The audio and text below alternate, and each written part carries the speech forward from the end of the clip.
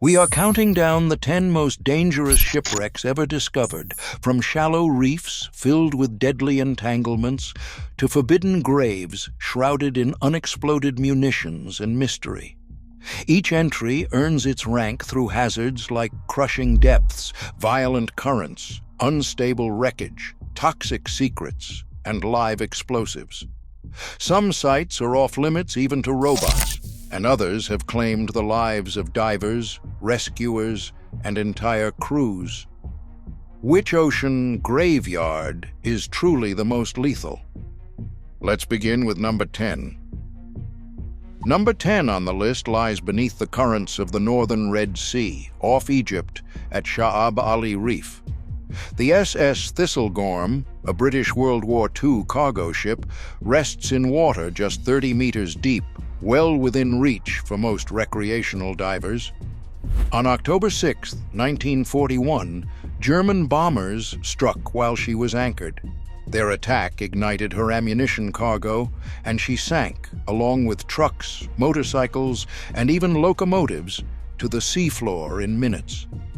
Today, Thistlegorm is a magnet for underwater explorers, but its shallow depth hides a lethal maze. Collapsing steel decks, tangled cables, and shifting vehicles create tight overhead traps. Fine silt carpets every surface. One careless fin kick can turn clear water into a blinding cloud. Heavy dive traffic only adds to the chaos, with teams risking entanglement or losing their way in the labyrinth. Despite official protections, artifact looting persists, destabilizing the wreck and fueling black market trade. Thistlegorm proves that danger is not measured by depth. A shallow dive can become a deadly snare in seconds. 60 nautical miles south of Nantucket, the steamship Andrea Doria rests on her starboard side, 75 meters down in the cold North Atlantic. On July 25, 1956, dense fog and radar confusion set the stage for disaster.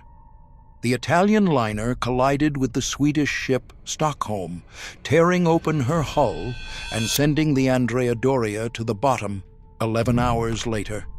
While most passengers survived, the real toll would come decades later. Divers call Andrea Doria the Mount Everest of wreck diving. The depth demands advanced trimix gases and hours of decompression, and one mistake can bring nitrogen narcosis or oxygen toxicity without warning. The wreck's collapsing steel, tangled nets, and silted corridors have claimed the lives of at least 15 divers, more than the original sinking. Even seasoned experts have vanished after losing the line or running out of gas in the tilted maze. Andrea Doria stands as a mid-ocean tomb where every minute at depth is borrowed time. In the heart of Chuk Lagoon, the San Francisco Maru sits upright in darkness, its deck nearly 62 meters below the surface, with the seabed dropping to 70 meters. Struck during Operation Hailstone in February 1944, this Japanese cargo ship went down with its holds packed full of tanks, trucks, and thousands of tons of live bombs and mines. The wreck is a magnet for technical divers, but every descent is a gamble. To penetrate the Maru means squeezing through tight, corroded spaces stacked with unexploded ordnance, where even a gentle bump or shifting cargo could spell disaster. Visibility can vanish in an instant as silt clouds billow from the floor, and the deep narcosis at these depths can cloud judgment. Over the years, divers have vanished inside, lost among the maze of steel and munitions. Their disappearances are now whispered about in the dive community. The San Francisco Maru is a World War II time capsule, but it is guarded by live bombs and the ghosts of those who never surfaced. 22 miles off the coast of Florida, the USS Oriskany rests upright on the seafloor, a colossal aircraft carrier transformed into the world's largest artificial reef.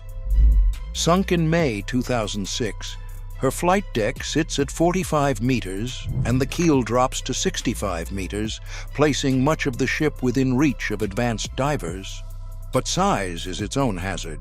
The Oriskany's vast multi-level interior forms a steel labyrinth, where corridors twist and overhead compartments loom.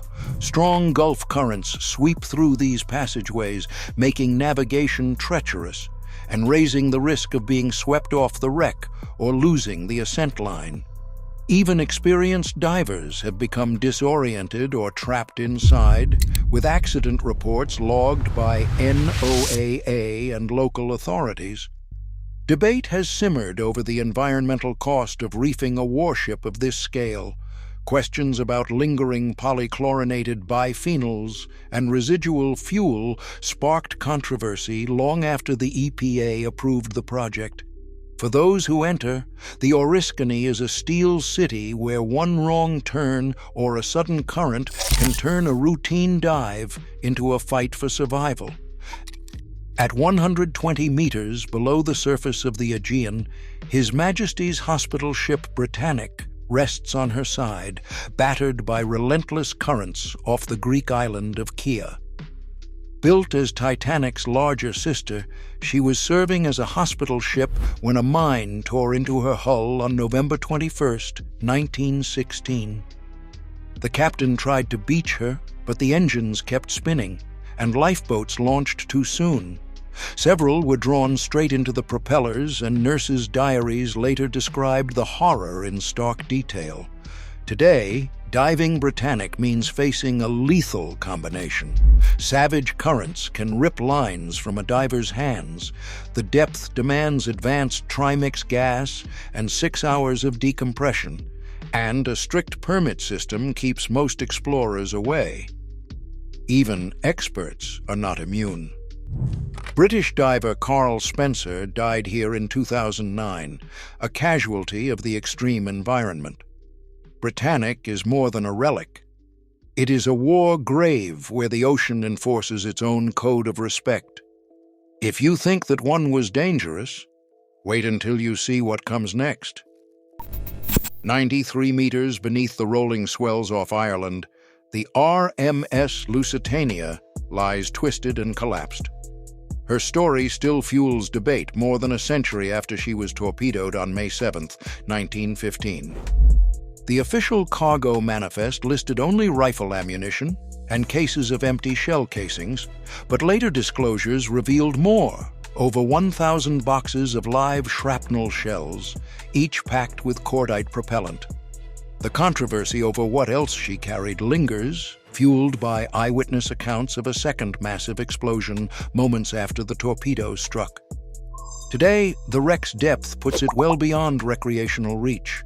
The hull's collapse has left a tangled, unstable mass that can entomb even the most cautious technical diver. Strong currents and poor visibility add to the danger, and the presence of live munitions makes any penetration of the holds deadly. Irish law protects Lusitania as a war grave, and attempts to enter her holds carry not just physical risk, but legal consequences. For explorers, the Lusitania is a hazardous riddle. Her secrets are sealed in steel, silt, and the politics of war cargo. Hidden munitions, collapsing steel, and legal protection combine to make the Lusitania a risk that is as political as it is physical. In the shallow waters of the Thames estuary, a rusting Liberty ship sits half-submerged, its masts still visible at low tide. The SS Richard Montgomery ran aground in August 1944 while waiting to join a convoy. Her hull split, leaving more than 1,400 tons of bombs and ammunition trapped inside. Only 15 meters below the surface, that concentrated load of high explosives is enough to threaten entire coastal communities. Government risk models warn that a single catastrophic collapse could shatter windows miles away and send a shockwave through one of the United Kingdom's busiest shipping corridors. The wreck is encircled by an exclusion zone, monitored with regular sonar surveys and marked on every nautical chart. No salvage has ever been attempted, Authorities fear that even a careful operation could trigger detonation. For people living nearby, Richard Montgomery is a silent threat in plain sight, a ticking bomb that has shaped emergency planning for decades. Even in calm, shallow water, the ocean's graveyard can reach the shoreline. Beneath the icy surface of Lake Superior, the SS Edmund Fitzgerald lies broken in two at a depth of 160 meters, far beyond the reach of divers. On November 10, 1975, the massive ore carrier vanished during a fierce gale, taking all 29 crew with her. No distress call was ever sent. The Coast Guard investigation pointed to catastrophic flooding through unsecured hatch covers, but rival theories, from rogue waves to structural failure, still circulate. The cold, fresh water has preserved the hull, but the site is now a protected grave. Canadian and Michigan authorities, honoring the family's wishes, have banned any intrusive exploration. Only a handful of ROV surveys and one bell recovery have disturbed the silence since. The Fitzgerald remains a riddle, too deep, too cold, and too sacred for human hands. Here, even the inland seas can claim their own graveyard, where answers lie forever out of reach. Nearly 4 kilometers below the surface of the North Atlantic, the wreck of the RMS Titanic rests in a world shaped by crushing pressure and total silence. At 3,800 meters, the water exerts nearly 380 times the pressure of the air at sea level, enough to implode anything not engineered to perfection. Since Robert Ballard and the Woods Hole team first located the site in 1985, even the most advanced remotely operated vehicles have struggled against failed thrusters, tangled tethers, and electronics shorted by the cold. The wreck itself is dissolving from within as metal-eating bacteria gnaw through the hull, leaving sharp, collapsing structures that threaten any machine that gets too close. In June 2023, the OceanGate submersible Titan imploded on descent, killing all 5 on board, a stark reminder that even state-of-the-art technology is one mistake away from disaster at these depths. The Titanic's grave is now protected under UNESCO rules, and every new expedition reignites debate over whether deep-sea tourism belongs here at all. This is not the deadliest wreck, but it stands as the ultimate test of human limits, a place where the ocean's silence is absolute and failure is instant.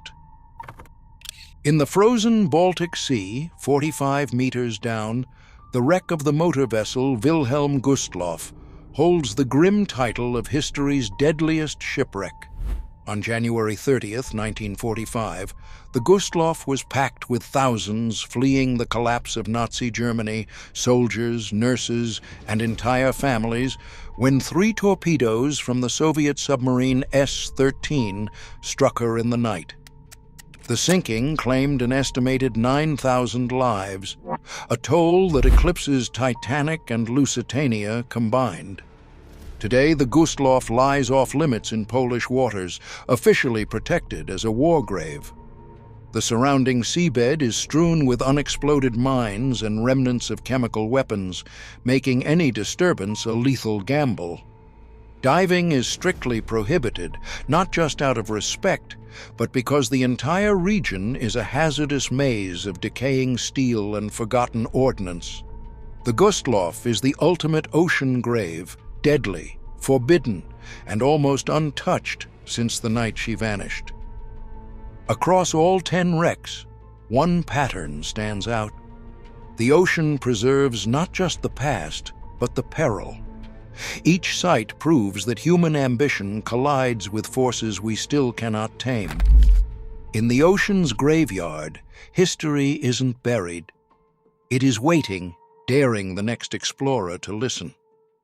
Which story haunted you most?